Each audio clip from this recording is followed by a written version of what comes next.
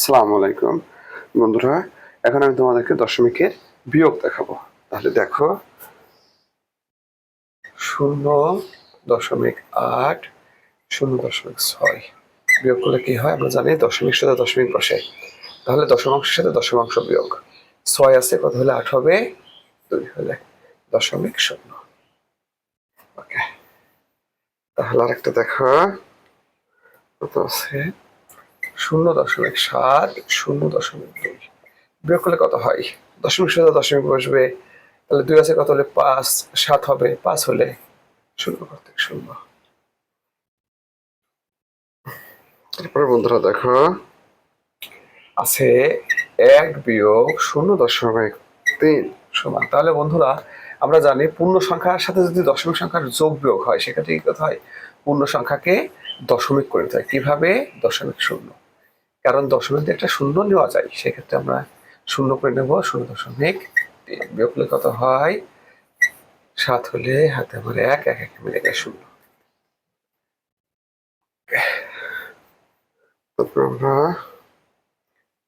1.6 বিয়োগ 0.4, তাহলে বিয়োগ করলে কত হয়, 2 দশমিক কত হবে, এখানে 1 হবে।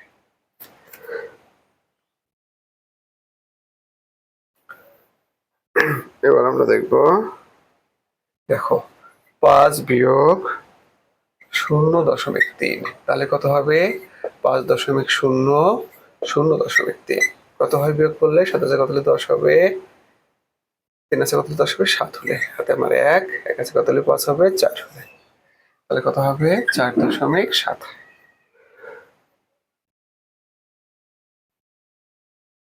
তারপরে কত, 3.6 বিয়োগ 2.8, 8 আছে কত হলে 16 হবে, 8 হলে হাতে আমার 1, দরকার 3 মিলে গেলে 0।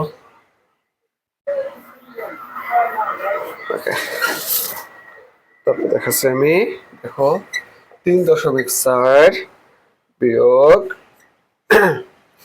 1.3, তাহলে দশমাংশের সাথে দশমাংশ, 3 আছে কত হলে 4 হবে, 1 হলে 0.0, 1 আছে কত হলে 3 হবে, 2 হলে।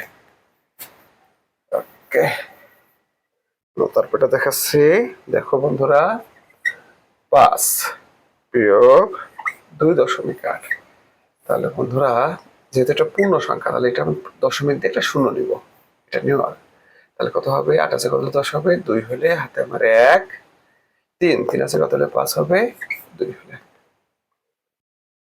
ওকে, এবার আমি তোমাদেরকে দেখাবো আরেকটি অঙ্ক, 7.6 1.6 বিয়োগ করলে কত হবে, 6 মিলে গেলে 0, হাতে কিছুই না, 1 আছে কত হলে 7 হবে, 6 হলে। ওকে, তারপর আমি দেখাবো 6.3 5.5, 5 আছে কত হলে 13 হবে, দেখো দশমিক সাথে কিন্তু দশমিক, 5 আছে কত হলে 13 হবে, 8 হলে হাতে আমার 1, 6 মিলে গেলে 0। তারপরটা তোমাদেরকে দেখাবো 9.1 বিয়োগ 8.9, তাহলে কত হবে, দশমিক সাথে দশমিক, 9 আছে কত হলে 11 হবে, 2 হলে হাতে আমার 1, 9 9 0। ওকে, সবাইকে ধন্যবাদ।